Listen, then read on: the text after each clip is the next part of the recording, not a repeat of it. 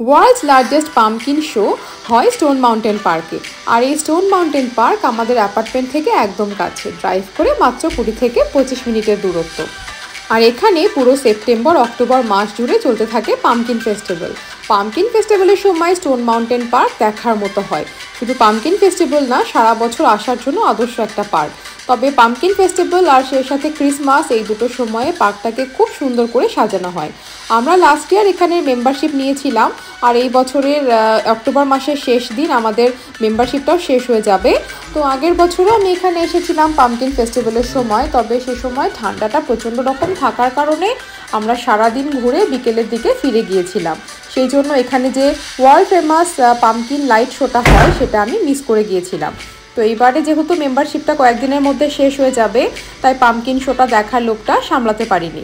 সেই জন্য আজকে বিকেল এখানে চলে এসেছি। এখন প্রায় 4টে সাড়ে 4টে মতো বাজে। আর চারপাশে আপনারা দেখতেই পাচ্ছেন পাম্পকিন ফেস্টিভ্যাল উপলক্ষে কি সুন্দরভাবে সাজানো হয়েছে। ডিজনি প্রিন্সেসগুলোকে খুব সুন্দরভাবে পাম্পকিনের সাজে সাজিয়ে তোলা হয়েছে। আর সেই সাথে পাশে স্টোরিগুলোর নাম লিখে রাখা হয়েছে। বাচ্চারা কিন্তু এই পার্কে এসে ভীষণ এনজয় করে। এখানে ট্রেন রাইড রয়েছে রোপওয়ে, ডাইনোটোরিয়াম, বাচ্চাদের জন্য ছোট একটা ডাইনোসর পার্ক, আর সবথেকে বেশি যেটা ইন্টারেস্টিং সেটা হলো 4D থিয়েটার। 4D থিয়েটারে আমরা যতবার এসেছি প্রত্যেকবারই একবার করে ঢু মেরেছি। যেহেতু আমাদের মেম্বারশিপ নেওয়া ছিল, আমরা অনেকবার এখানে এসেছি। আর এই পার্কের খুঁটিনাটি ডিটেলস ভিডিও সমস্ত কিছু আমার চ্যানেলে একটা ভিডিও করে আমি শেয়ার করেছিলাম। তো আপনারা যারা চাইবেন আমি এই ভিডিও ডেসক্রিপশন বক্সে সেই ভিডিও লিঙ্কটা দিয়ে দেবো। আপনারা সেখানে পুরো পার্কটাকে ঘুরে আমার সাথে দেখে নিতে পারেন। আজকে আমরা সব কিছু ঘুরছি না, তবে যতক্ষণ পর্যন্ত লেজার শো শুরু না হয় ততক্ষণ পর্যন্ত বাবুই পাখি যে জায়গাগুলো বেশি পছন্দ করে সেইগুলো একবার করে ঘুরে নিচ্ছি। আর সেই সাথে পাম্পকিন ফেস্টিভ্যালের মেন যে অ্যাট্রাকশান ডেকোরেশন, সেগুলো সবাইকে ঘুরে দেখিয়ে দিচ্ছি। সত্যি ডেকোরেশনগুলো এত সুন্দর করে। আর সবথেকে ইন্টারেস্টিং ব্যাপার হলো প্রত্যেক বছর কিন্তু ডেকোরেশনগুলো চেঞ্জ হয়ে যায়। মানে আমরা লাস্ট ইয়ার এসেছিলাম, তার সাথে এবছরের ডেকোরেশনে বিশেষ কিছু মিল নেই। সব কিছুই নতুন করে অন্যভাবে সাজানো হয়েছে।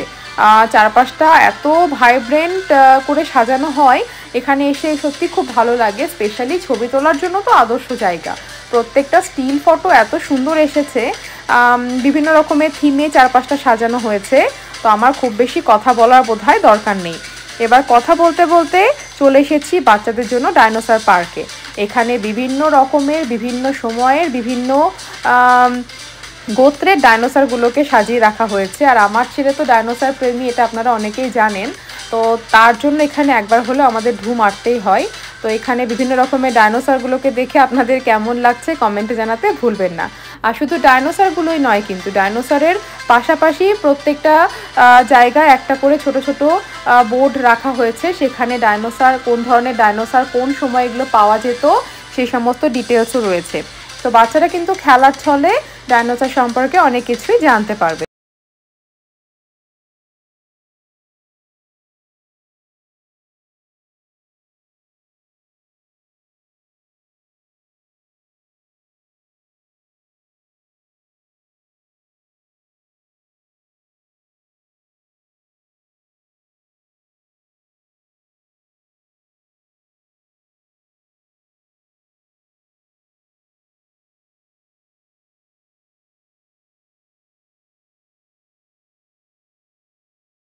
সুন্দর হয়।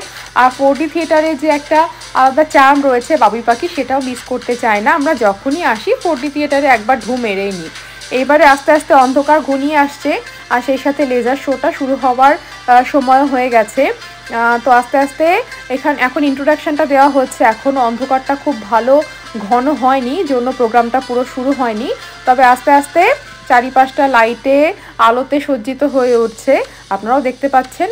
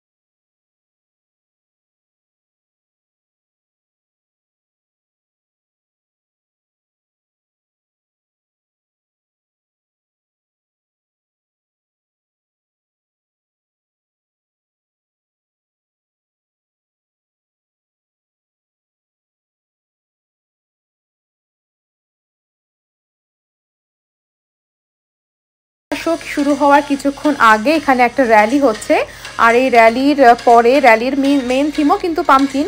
তো এই র্যালির পরে মেন লেজার শোটা এখানে শুরু হবে। আর লেজার শো এর সময় আমার খুব বেশি ভয়েস ওভার দেওয়ার দরকার নেই, আপনারা আমার সাথে থেকে পুরো লাইট শোটা দেখতে থাকুন।